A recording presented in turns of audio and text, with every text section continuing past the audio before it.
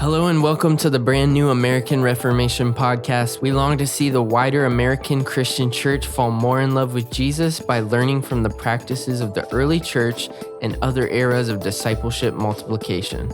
We want to hear from you. Make sure you comment and leave a review wherever you're watching or listening to tell us what God is doing in your life or how you feel about today's conversation.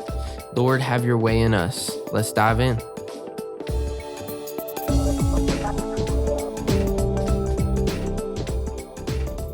Welcome to the American Reformation Podcast. Tim Allman here. I pray wherever you're taking this in that the joy of the Lord is your strength. Every single day is a gift from Jesus, and I am gifted, blessed, overwhelmingly grateful to get to hang out with a new friend, an author, an economist, a nonfiction author, podcaster, columnist, and an entrepreneur. His name is Ray Keating. At this point, Keating has penned 18 Pastor Stephen Grant thrillers, and one of those that I'm taking in right now is called Vatican Shadows. We're going to talk about this a little bit today. His first novel was called Warrior Monk.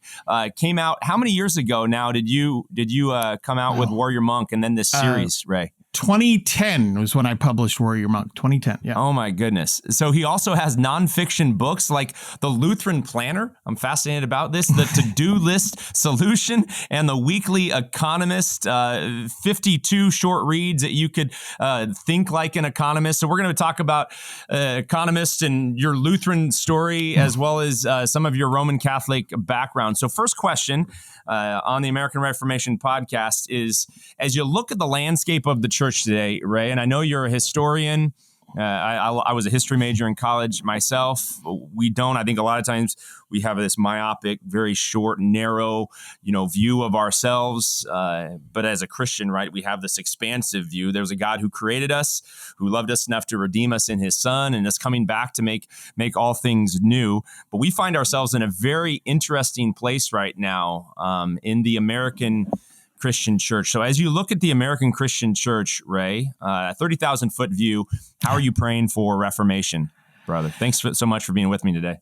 Oh, happy to be here. I guess 30,000 foot view in terms of what I'm praying for is that we are confident in the world. There are a lot of things that are in the culture, all sorts of things that we're dealing with. The church has always dealt with this stuff very, very, varying in different ways. But I hope that we go into the world in a confident way, looking outward. Obviously, we have to take care of ourselves inward, but I get concerned when we get too inward looking. So I hope that we are outward looking. I hope the church itself. Listen, if you look at my books, you know that I have Lutherans, I have Catholics, I have Anglicans.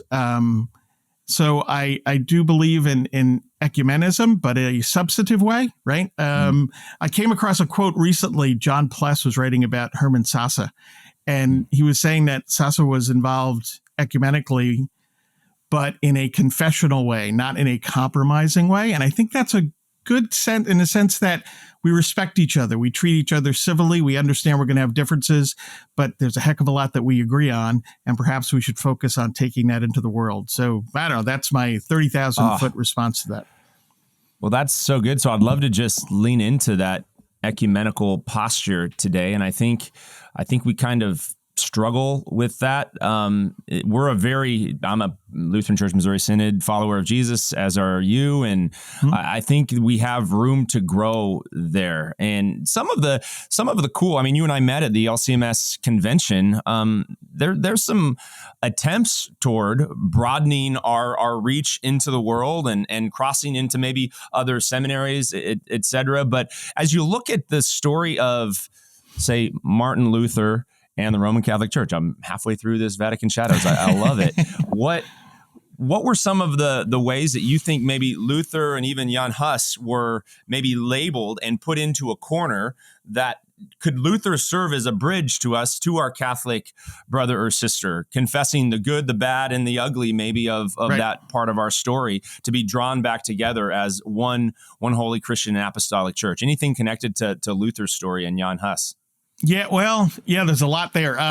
Somebody said, it might have been Billy Graham, actually, who said that the LCMS could serve as a bridge between Protestants and Catholics. That kind of fits Lutheranism and the history of Lutheranism in a sense, right?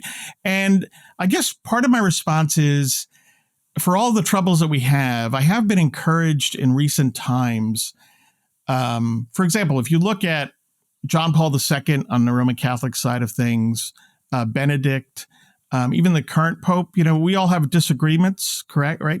But their commentary on Luther is far more friendly than has ever been, I think, in the history of the Roman Catholic Church. So I think those were all positive things, and we just have an opportunity, hopefully, to build on that.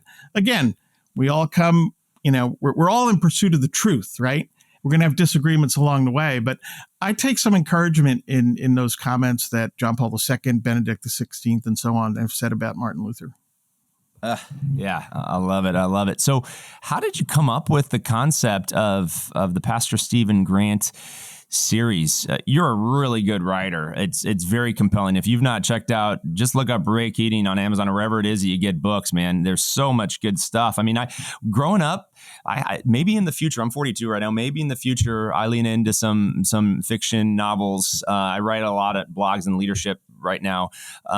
But I used to like Dean Koontz. I don't read much Dean Koontz anymore. But your style is very consistent with kind of a Dean Koontz. High action, very clear. Your use of the English language is really, really strong. You don't run on a whole bunch of sentences. It's really, really easy to kind of follow. And it's really down to earth. I mean, the characters that you portray I can find myself in Pastor Stephen Grant. He's way cooler than I am, by the way. I mean, he's cooler than all of us, right? He's cooler than all of us. Fact. So yeah, how'd you come up with that kind of storyline with Pastor Stephen Grant? Tell a little bit of that story.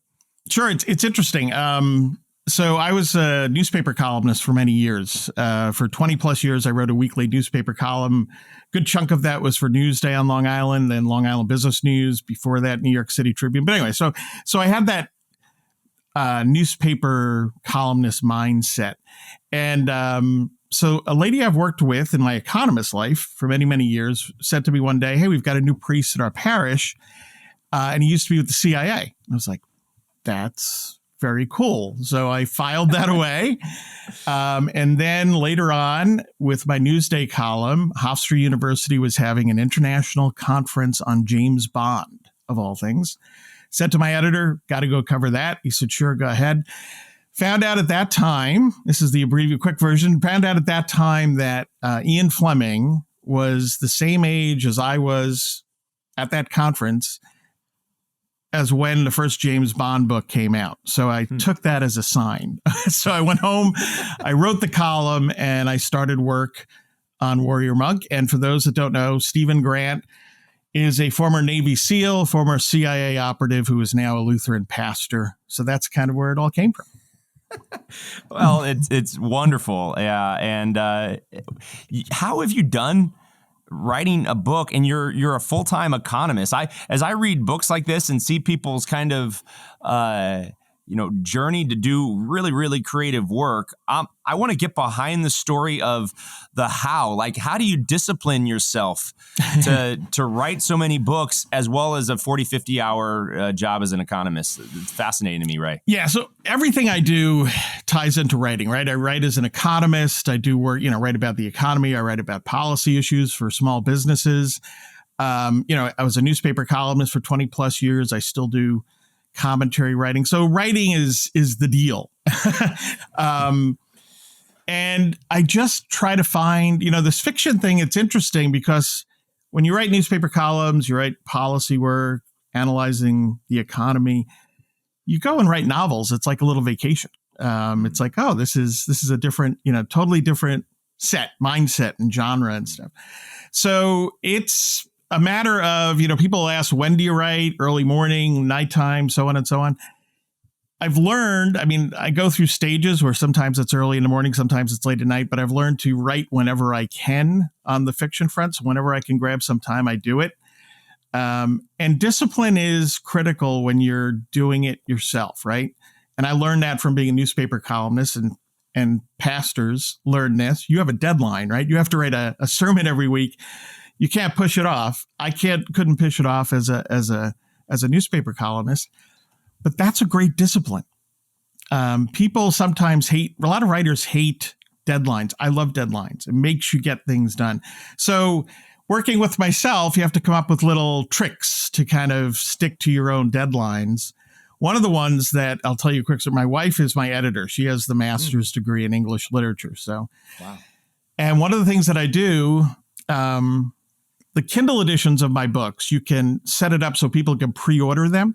So if I find that I'm kind of dilly-dallying a bit with a book, I'll put it out for pre-order and put the date.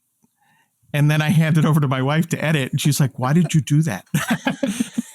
That's insane. So it's like, it's got to be done. It's, otherwise you can the project will go on and on. So you find tricks, but deadlines, whenever I talk to writers, I emphasize that deadlines, they're your friend, and it's pro creativity because you want to get the book out, right? Or whatever you're writing. If you're just writing it for yourself, fine.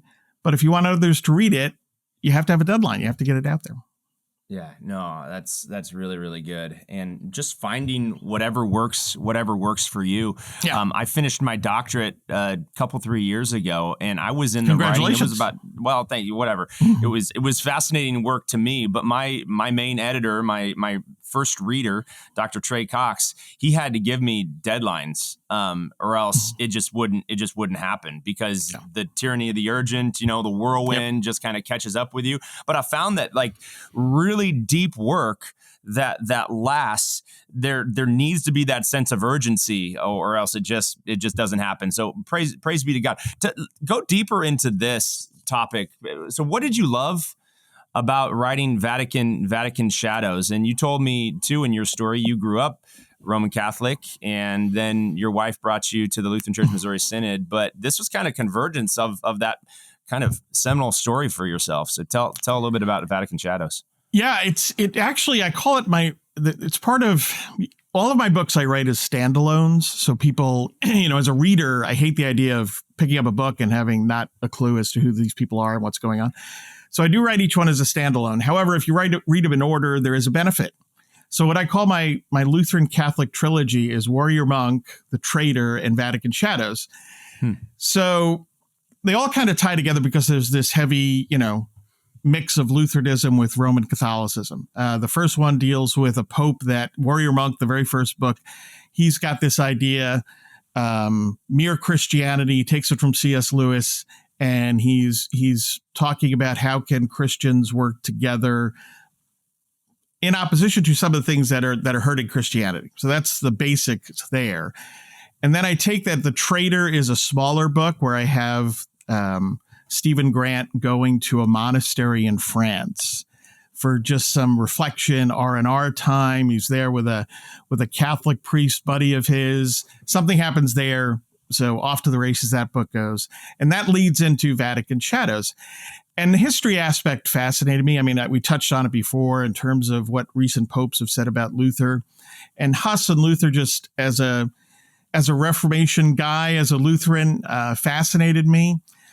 Also, the history of the mix of, on both sides, the hostility. And so I wanted to write something about that, and hopefully came up with without giving too much away, hopefully came up with an idea that allows me to bring in those historical aspects, but into, hopefully an interesting thriller story. And that's one of the other things I'll touch on real quick is, it's always different. People ask, what genre are you in? And I kind of shy away a little bit from Christian fiction because there's a certain way that I think people take that. And most Christian fiction, and I know there are exceptions, but when you pick them up, there's an earnestness to the books, and the characters I find a little shallow, a little cardboardy, and so on. So I always tell people, listen, the first thing I want to do is tell hopefully an interesting, fun story, engaging story with characters that you're going to care about. Maybe you're going to like them a lot, or maybe you're going to hate them, right? But that's all part of hopefully good storytelling. And because Stephen Grant's a pastor, I get to put this in a setting where, I'm able to say some things, but I always say not by hitting people over the head with a 2x4, right? It's got to be natural to the story and to the characters. So that's my objective. I don't always hit the mark, but that's what I try to do. And Vatican Shadows, I had a great deal of fun mixing all of that together. The hopefully the fun story, but the history and the theology and so on. Well, it's a thriller.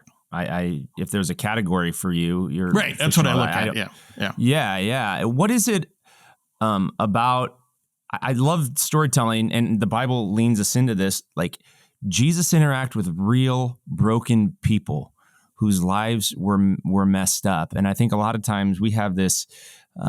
We can't say the truth about sin. Like, part of a couple of your characters, I mean, there's some sexual immorality, there's stuff that's just outright, and you kind of, some of the chapters like catches you like, oh my goodness, like where did we find ourselves here? You just tell the whole human story and do it in a very suspenseful way. What is it about kind of Christians wanting to make sure, because I think you walk this line, and I think good preaching walks this line too, of wanting to say things, understand an audience in a way that is not going to be disrespectful or immoral, right? Or get the mind moving in a way that is not according to the things of God. And at the same time, we're doing life with real people who are really, really broken and really, really need Jesus. So I think that's kind of your attempt in your writing. Anything more to say to that, Ray? No, that's what I was getting at when I said, sometimes you get shallow, cardboardy characters where everybody is just really always perfect. That's not the real world, right? By any stretch of the imagination, we're all sinners. So I try to get at that again without, as you said, going into an area that would be, for lack of a better word, I mean, I don't want to sound prudent, but inappropriate, that type of thing. Listen, I've had a few people, most people kind of take away what you're saying about my books, but I've gotten a few email over the years where say, well, why did you have to have that character say that harsh word or whatever, or do this? And I said, well, because I'm trying to deal with life as it is, not as we all, would like it to be necessarily, right? So I'm trying to do that. I don't go overboard with things like that, certainly, but you have to, in terms of telling a story about humanity, I think you have to deal with it in full sense. Okay, I love it. I'd love to go down and get your thoughts on government and the church's. I totally shifted topics here, but the church's role in the good and the bad and the ugly. And I'm not making a political statement here, but as you look at our government, the United States of America, just our story in general, there seems to be a fair amount of stuff going on in the shadows that may not be according to God's will, that may be corrupt, or whatever kind of word you may want to use. How do you think the Christian, as we look at what's going on in the government, not just the United States, but in the world, how are we to respect it? There's kind of two kingdom theologies here, right? Respect those that have been placed in authority over us, while at the same time, kind of innocent as doves and wise as serpents, understanding, man, there's stuff going on in the shadows that I don't think is pleasing to God. What is the role of the church? And maybe we got a lot of leaders listening in kind of walking that tightrope of the two kingdoms. What wisdom would you give us, Ray? Yeah, that's a big question. I know. It's huge. And politics is, that's, you don't want to see how the sausage is made. That's absolutely true. I mean, I've been in my policy life, I've been doing that and writing newspaper columns since the very late 80s. So wow. I've been around this stuff a long time, and politics is politics. And listen, I do deal with some of this in some of my novels. And the trick there is to deal with, if you will, not perhaps the nitty gritty particulars of the time, right? But some overarching bigger issues that are going on now, but have always gone on. So there's a trick there, because I'm sick of politics at this point in my life, right? So I don't want to bring the worst of today's politics in, but there are things to be said, right? Stephen Grant's wife is an economist. Where did I get that from, right? And she works in that area and so on. So, yeah, in terms of the church, this is a big question, right? And my mind is the church should be informing and forming consciences, right, of the people in the pews, right, helping people understand what is the gospel all about, what are the implications of the gospel, sanctification, and so on, and then taking that into the world, right, and whether you're a dentist or you're a politician or you're an economist or whatever, right, you should be out there reflecting that and bringing forth the gospel however you possibly can. So there are a whole host of implications. Character comes into question with politics. We can have all sorts of disagreements on issues, right? But, and this is one of the areas where I get concerned. Listen, there are some very clear issues that Scripture speaks to, correct, right? Life and so on, where we like, okay, that's the deal. We can have now in the public arena, we're going to have a discussion and debate because everybody doesn't agree with this, right? So you have a civil discussion and debate. I get concerned when some churches go beyond that, right, and decide they're going to weigh in on a whole host of issues where it's like, well, listen, as a Christian, I think we're pretty free to disagree on that. Now, we might want the same endpoint, right? And this is one of the things that always frustrates me as a free market conservative. That's where I come at things. So I have a lot of people that favor a lot of government action and say, well, you don't care about people or you don't care about this. Of course I do. I became an economist because I care about people. I want to see wealth creation and see poverty alleviated and so on. We can disagree on the process, on how we're going to get there. And that's legitimate. And therefore, let's have that discussion and debate. So I always do get concerned, though, when the church this is one of the things about, I love my Roman Catholic brethren. That's where I came from. But there are certain times where the Catholic Church will make a statement on something. And I'm like, why? Why are you talking about this issue where it's just going to create division within the church for no good reason? So does that answer your question? No, I think it, beautifully. We must stick to the Word of God. And as stuff goes on in the world, which stuff has always been going on in the world, there's been corruption, sin, selfishness, power grab, money laundering, all sorts of stuff. Inside the church and outside. I mean, I always told my kids growing up, I told my kids growing up, remember, sin never stops at the church door. And one of my sons, he's a pastor in Chicago. That's great. My other son is a budding filmmaker, but they both, they've hopefully understood that. And probably my son, the pastor, it's probably benefited him more because he sees that some of that negative stuff on a daily basis, perhaps. So. Yeah. So we just kind of shrug our shoulders and say, sin does what sin does. It creates division from God, from us. This is why Jesus came. I really believe, Ray, no matter what your vocation is, we need solid Jesus following Christians in all different vocations. I love Luther's work, not one above the other. Okay. We do need more church workers, by the way, to advance the cause of Christ, more men and women stepping into leadership roles to advance the cause of the local church. But the local church is God's only plan for redemption and restoration today. And I think we are at our best when we're living above 30,000 feet, right? And I'm a systems guy. So you get into the balcony to see what's really going on down at the grassroots. We don't have to get into the fray of all this and that, and we got to jump on this kind of bandwagon or whatever. No, we're on the Jesus bandwagon. So as he speaks, we speak, right? Where he says to be quiet, or it's beyond us or not connected to our respective vocation. I'm not the resident expert on the geopolitical, everybody's got to weigh into what's going on in Israel with Hamas and terrorist group, et cetera. Okay. I trust that the Lord is in control, right, Ray? And he's going to hold me and all things in the palm of his hand. Right. And when you have, God is with all of us, right? So, and we all have our talents, and our gifts, and we take them into the world and we do that, right? And there are people that obviously are have grown in expertise in this area, and those are the folks that we should turn to. Listen, as an economist, it always drives me crazy because everybody has an opinion on the economy, and it's just like one of those things where it's like, okay, I get it, and listen, let's have a fun discussion, a few beers, that's fantastic, but if you're going to weigh, it's one of those things that there are clergy members that kind of drive me crazy because they insist on weighing in on economics issues, right? On detailed economic issues. And I'm like, I get it if we're sitting in the bar, but if you're doing that as your role in the church, and you're getting it wrong because, quite frankly, you haven't studied economics to the extent that there are a few clergy members that have. I don't know if you ever read Father Robert Sirico's stuff, but Father Robert Sirico is a Catholic priest and an economist in the fullest sense. He does great stuff because he studied it.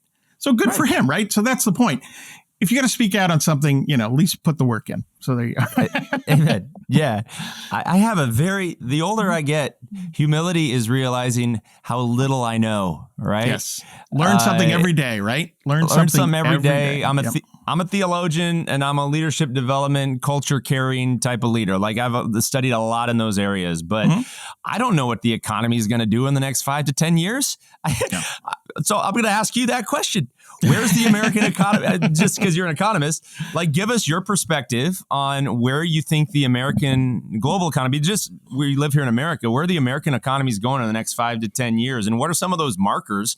I'm going to stay in my lane. I'm not bringing any of this to the pulpit, but I'm just curious to learn from you. Yeah. Where are we going? Well, there's a lot there. I'm an optimist, which is why I became an economist, but I'm also a realist, the numbers and the actual, economics and doing evaluation. So in the last, quite frankly, 15 years have been a little tough on the optimist side of me because there have been a lot of problems. We shouldn't be growing as fast as we could if we got certain things right, I think. So a lot of it depends on the optimist side of things. When I look at the American economy and I look at American entrepreneurship and people willing to go out there and take risks and take on the uncertainty and create things, that's awesome. And that's the stuff that has put the American economy where it is today, right? So, and that continues. Now, do I have concerns that it's not continuing at the rate that we used to in the past? Yeah. Do I have other concerns about, our demographics and people getting older, and therefore, do we have enough? Labor markets are tight. Do we have enough workers and so on? That's a real question. I'm a free trader. I wrote a book called Free Trade Rocks. So when I see both parties being not so keen on free trade, that concerns me a lot. And that worries me about our economy going forward. So there, as always, pluses and minuses in the mix, right? Mm-hmm. But I do think there are things that we could do better on in terms of policy that affects the economy that would continue us being an entrepreneurial leader and a growth leader in the world. And that's critical. The U.S. matters, not just to us here at home, but we matter around the world. And when we're engaging and promoting freedom and free enterprise and free trade, that helps everybody. Listen, another country growing fast is not bad news for us. That's good for everybody. That's the whole point of free enterprise. Yeah. Oh, wow. That's so good. The reason the United States of America, again, very high level, grew, and the good and the bad and the ugly of our story was, I would say, good faith, just goodwill. There was this general care for one another, and then a robust work ethic, Yeah. And I think one way the church can play a part in this system of creating a preferred future in the economy, et cetera, is just saying, however God has gifted you, it's all vocation. Get after it. Take risk. Try, fail, fall, learn, build, measure, learn, right? And can we create that kind of village mentality in our local congregations where people feel free to take those risks? Because God's in control, and it's okay. So let's start something. Let's build something. I think we should be encouraging that today, Ray. Yeah. Go ahead. Yeah, and one thing about, it's one of the things that, my mission in life in terms of on the economics end of things is, a lot of people assume when they hear capitalism or free enterprise, they think words like greed and so on and so on. I think in terms of what actually creates success in a free enterprise economy, right? If you are inward looking, selfish, self-centered, right? Are you really going to succeed? Probably not, because you have to create value for somebody else. That's the point, right? You have to look to others, see what they need, see what they might want. Maybe you're going to create something that they don't even know that they need or want, right? That's one of the beauties of creativity in capitalism and a free enterprise. But the point is, you actually have to be other person looking, outward focused. Now, listen, in terms of your ultimate motivations, that's between you and God, right? Your conscience. You might want to just say, I'm going to create something that's going to help people in this area, this area, this area. Even if you're going to say, well, you know what? I want a bigger yacht. Okay, well, that's your call. But even if you want a bigger yacht, you have to provide somebody else something of value. And that's one of the great aspects. I think it's one of the greatest aspects of free enterprise is that it taps into people's, as you said, goodwill, but it also kind of serves as a constraint, if you will, on perhaps impulses that aren't so great, and at least direct them listen, people are always going to do bad things. Nobody's saying that, right? No system is perfect. When we get to heaven, we'll be like, hey, yeah, great. But in the meantime, whether it's the church or capitalism or government, we're all sinners and everything's imperfect here, but what's the best we can manage? And I think the free enterprise system works pretty well. Absolutely. All right. I'm going to pivot off that. And we're in the Lutheran Church Missouri Synod, and I've written and said a lot about our theology being amazing, and some of our systems around maybe formation and church planting maybe needing some renovation today. And so in our context, we're running some tests and raising up bivocational and co-vocational pastors. But as you look at the church, specifically the Lutheran Church Missouri Synod, how would you encourage us toward a more entrepreneurial spirit? Do you think there's room for us here? Because I'm a third generation LCMS pastor. I care about our church body moving into the future, that this church body be around for my grandkids or great grandkids into the future. And I worry about the decline today and the shortages of church workers. Anything to say about this need for an entrepreneurial spirit, Ray? Yeah, well, listen, the LCMS is my home, and my son is an LCMS pastor, so this is it. I mean, and I share all of your concerns, and I share your love of the church. Again, nobody's perfect. No church is perfect. Let me know if you find one. But having said all that, the economist side of me, and when I get a chance to talk to some folks in various districts and so on, is, listen, I understand where we started. We're a very Midwestern, right, church, but let's just be cognizant of the demographics, and that's all I'm saying. Listen, everybody has their differences, and we have room for debate and discussion. I happen to be a liturgical Lutheran guy, right? I think that's fantastic. So the question is, though, I happen to live in Florida. I like to tell people I escaped New York, and I live in Florida now, right? I'm a caricature. Oh, a New Yorker that moved to Florida. How shocking. But, the county I live in is, if it's not the fastest growing county, not just in Florida, in America, it's like number 2 at this point. It takes me a while to get to church, quite frankly. So we need to be looking at, it doesn't mean that you exclude, right, the parts of the country that are having a really tough time, parts of rural America that are just suffering brutally. And, that's a whole nother topic that we could talk about in another episode. As an economist, I'm aware of that. Saw it firsthand with various aspects of church life. So it doesn't mean that you turn your back on rural America. But if you want to spread the good news, you have to go where people are at the same time, correct? So I just think that it would be wonderful if we did a little more from the very top, quite frankly, and down. Look at where's the growth going on, and do we need to have more churches in those places? And I know it's not easy in so many ways. It's not we'll just set up a church. I get it. It's a process. It's difficult. It's costly. But I think we need to be more serious about looking at those places where, listen, people are growing, and the area is growing. Why aren't we there? And then sometimes I've heard people say, well, sure, but then you got to find out how many LCMS people are there. I'm like, okay, but here's an idea. Let's make more people LCMSers, if you will, right? Yeah. So that's one of the big things that when you bring up that subject, that's the thing that pops into my mind immediately.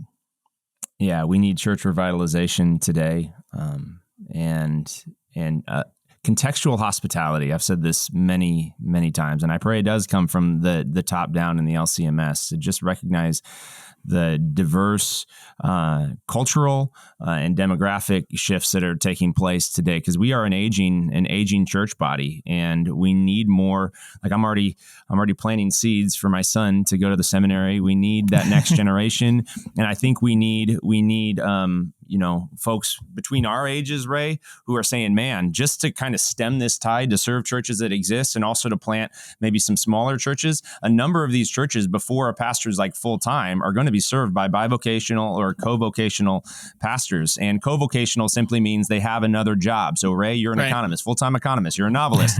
Maybe you're also a word and sacrament guy on the side with what is a house church, what maybe some people would view as a house church. I think we need to plant those seeds. And then what are the ways that solid then Lutheran theological formation takes place? And I'm a data guy too. I haven't seen where residential seminary education, based on the data, is the best way to do it. I bet your son went through residential seminary education, but I think we need to explore some creative, adaptive changes for Lutheran theology, confessional Lutheran theology, to carry forward into the coming generations. And we'll see what the Lord does. But man, those shifts, especially when we've done things a certain way over a certain period of time, they are not easy to make. So, oh my goodness, church people are very good at saying no. We've always done it this way.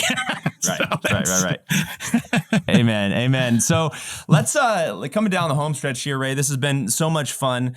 Let's talk about unlocking the power of storytelling for sharing the gospel. And we just yesterday, and I preached a vision message. Once a year, we have a where are we going? Where have we been? Praise be to God for where we've been. And now where are we going as a congregation? I kind of cast this vision for 3 and 3. If every follower of Jesus at Christ Greenfield, we're a couple thousand members here. If every follower of Jesus had 3 conversations that led to an invitation into Word and Sacrament, into the local church in the next 3 years, it seems reasonable. So 1 person a year, just pray for 1. 3 in 3 years, man, how much, not just Christ Greenfield, but would the kingdom of God expand? We'd have to be starting new churches. We couldn't hold all the people, to be quite honest with you. So what is the power then of storytelling connected to evangelism today, Ray? Your thoughts there? Yeah, no.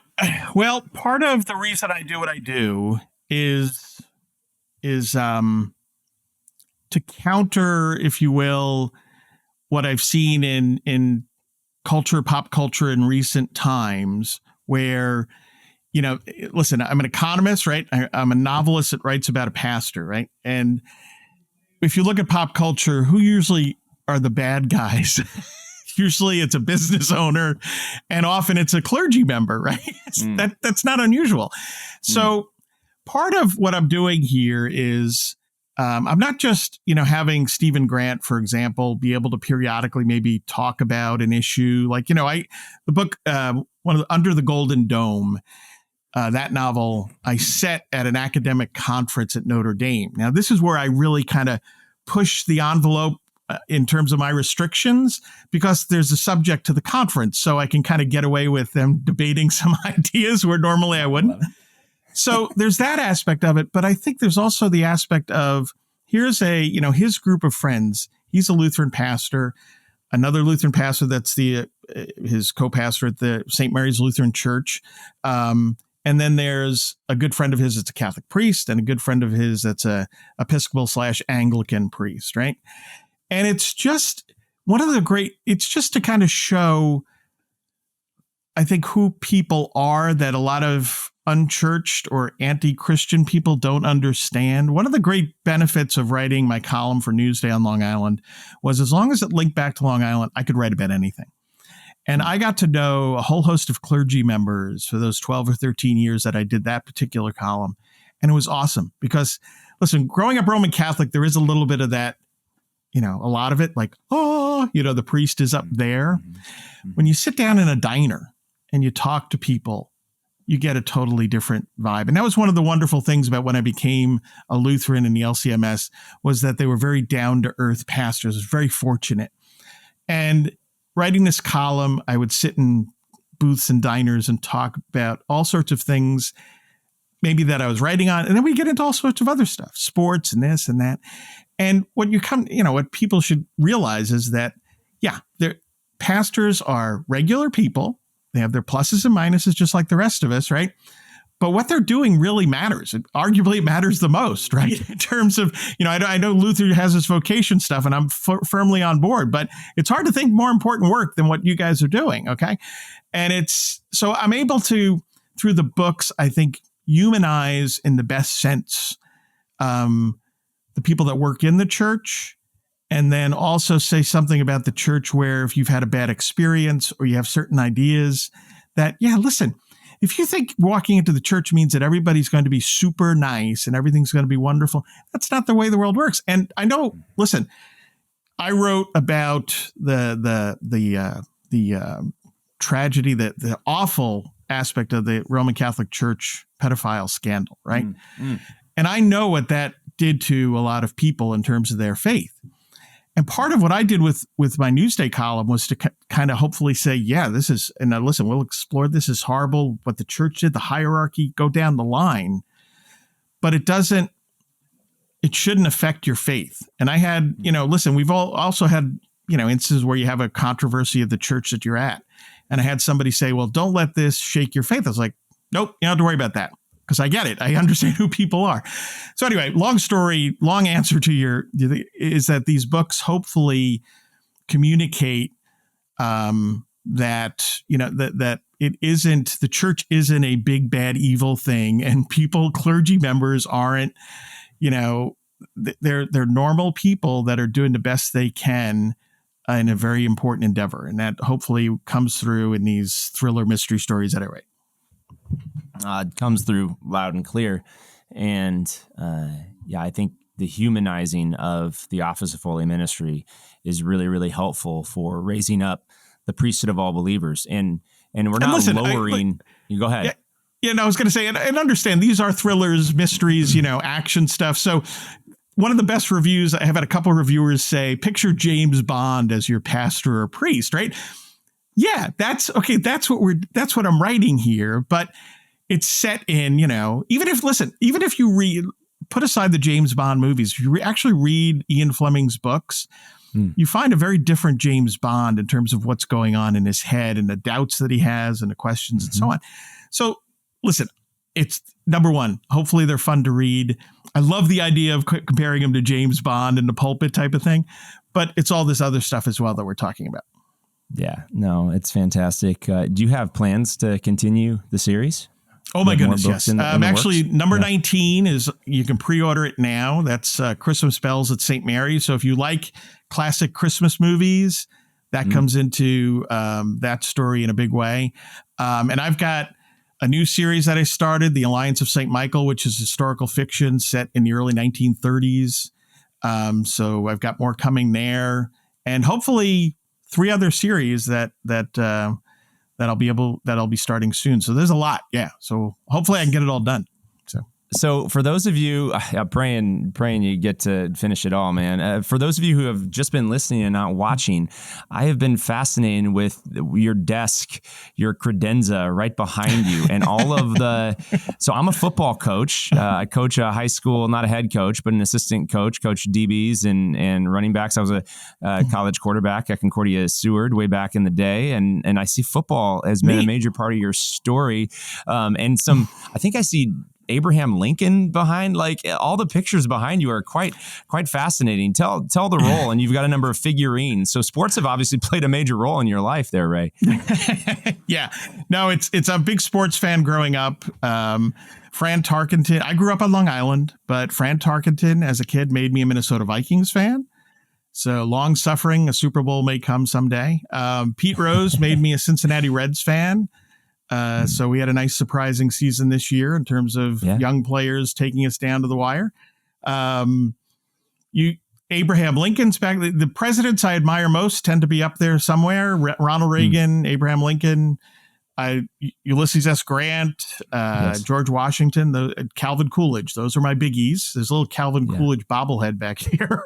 How many people could say that they have a Calvin Coolidge bobblehead? I don't think many. You're one of few.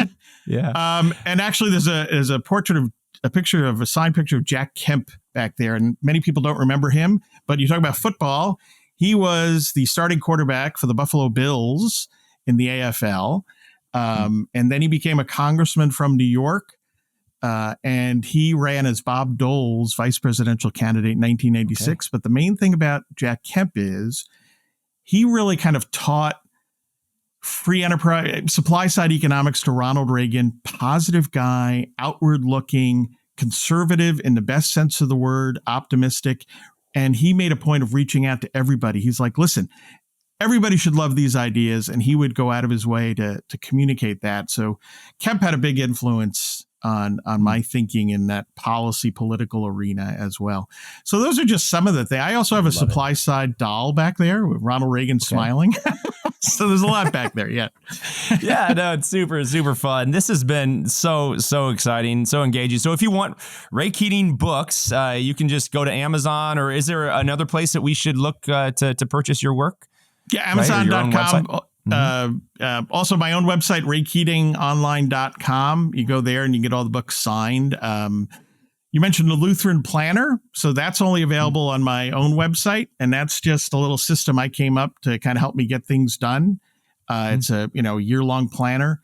And what helps me there is that I put quotes from theologians and from scripture each day, because I try to get my devotional reading on track, and it stays on track, and then it gets off track. So at least every day I have that in my planner. And so then I was going to say also my podcast, Press Club C Podcast. You can check that out. I have some fun guests and stuff like that on there. So that's some of the ways. Yes. I was curious, what makes a planner Lutheran? It's Lutheran quotes. It's literally just the Lutheran folks that I'm quoting in there. So and it just, as I said, it's a little system. I call it the to-do list solution. It just helps me get all these things done. But as I said, it helps my headspace and my devotional reading, because again, inevitably it's like, oh yeah, well, at least I got that read today. So, all right. This has been fantastic. Thank you so much for being a guest and a partner in the gospel. Looking forward to reading more of your work. Keep it coming. And thank you for your generosity of time and your wisdom. Blessings to you and your family and your work as an economist. It's valuable, holy work today. And the days are quickly approaching for Jesus to return to make all things new. Very, very excited. Until that end, we have a lot of work to do. And it's a good day. Go and make it a great day by the power of the Holy Spirit living within you, signed, sealed, and delivered through the waters of baptism. You are a loved child of God. Thank you for listening with us today on the American Reformation Podcast. Thank you, Ray. You're a blessing. Thanks, Tim. Appreciate it. Take care. Mm-hmm.